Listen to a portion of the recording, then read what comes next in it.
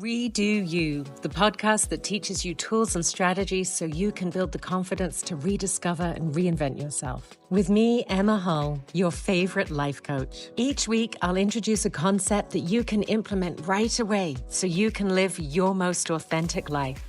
Let's get started. Welcome back to the special audio version of Your Goddess Era, a step-by-step guide to reinvention, where I'm reading from my book. This week we're on chapter 4, Drop a Love Bomb. Self-love is at the core of everything I teach. It underpins every philosophy, tool, and strategy I share with my clients in our coaching, and it's the foundation of what I'm teaching you here, beautiful reader. I can already hear your rebuttals. I picture you shaking your head, thinking that's easy for you to say. Self-love can be challenging. We are our own worst critics.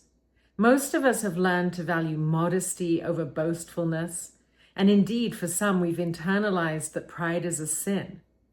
You have nurtured self-depreciation for many years now, and naturally, it will be a challenge for you to pick all those weeds blocking the light and stopping your glorious wildflowers from blooming.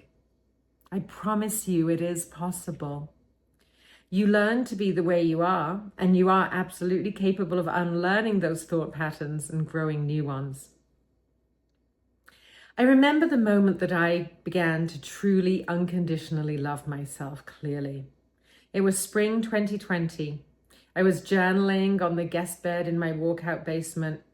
I was working one-on-one with a life coach, was part of a women's empowerment group, practiced yoga regularly, journaled most days. And while it felt like I had been working on self-love for what seemed like forever, in reality, it was a solid 2 years of dedicated work. I was going through all the motions and doing the right things, like reading self-help books, speaking kindly to myself, treating myself as I would my best friend, reading my affirmations out loud each morning. But truth be told, I never really believed the loving things that I was telling myself. On this one day, it was like a switch flipped, and just like that, I really did genuinely believe it when I said, I love myself. This moment was pivotal in my personal development. From that point on, I saw everything differently. Not from a place of ego or selfishness, but from a genuine loving care for my physical, mental, and emotional well-being. My lovely neighbors would often invite me over for supper, and I'd say yes from a sense of obligation. In this new light, I could politely decline when I didn't feel like it without making excuses or feeling guilty. I also accepted the reality that I'd compromised my values and well-being to stay in a marriage that was no longer serving me. The one exercise I found most impactful and transformative was a version of affirmations that I call the love bomb. I wrote a list of things I love about myself, which I then transposed onto a 12-inch by 12-inch scrapbooking sheet in a bold cursive. I chose inks in 2 colors and alternated between them for each statement. And then to make it really pop, I outlined the letters. I placed my love bomb on the mirror in my gym and read it out loud to myself 3 times every single morning while looking at myself in the mirror. I believe the power of this exercise lies in 4 distinct aspects. Making a much longer list than you think you can. Crafting your love bomb art with love. Reading it out loud 3 times. And looking at your beautiful goddess reflection in the mirror as you do so. By making a list of 20 things you love about yourself, it forces you to dig deep and look for qualities in all facets of your life.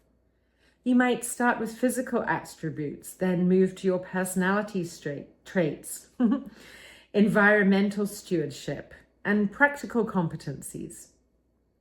When you craft a visually appealing version of your love bomb, it infuses it with loving care.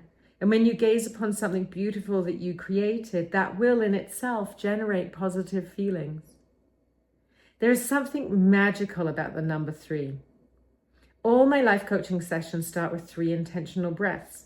When I invite a yoga class to set their intention, I suggest they repeat it silently to themselves 3 times. Reading your love bomb 3 times allows its power to infuse into your energy and your brain. 3 is just the right amount. It's not too much. Trust me on this, okay? Looking at yourself in the mirror with love might seem daunting. You may feel a bit ridiculous when you first try this. Don't worry, it gets easier. Push through the discomfort, my love. Smile, take a breath, speak with genuine kindness. Quickly muttering it while looking at the floor or running through it silently doesn't have the same force. Set aside an hour to write your list and create your unique love bomb art.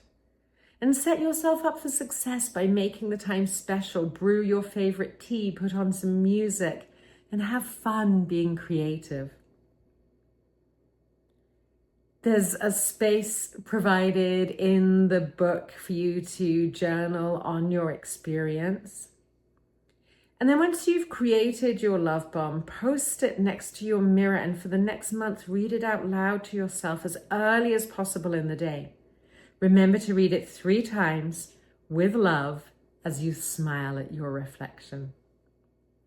Look at this daily practice as an act of love towards your inner goddess, celebrating her and encouraging her to step into the limelight boldly. Journal about your experience with the practice each month and notice what shifts take place. At some point, you may feel like updating your love bomb, and I totally support that. You will know if and when it is time. As I write this book, it's August 2024, and I have the same love bomb from November 2019. Have fun creating your love bomb. For the journal prompts, you can get those in your copy of Your Goddess Era. It's available on Amazon and locally in Sun Peaks or directly from me. And for our next episode, we'll be looking for the glimmers in Chapter 5. See you there. Thank you for tuning in to this episode of the Redo You podcast. Remember to subscribe, rate, and review, and tell a friend, because together we rise even higher. See you next Friday.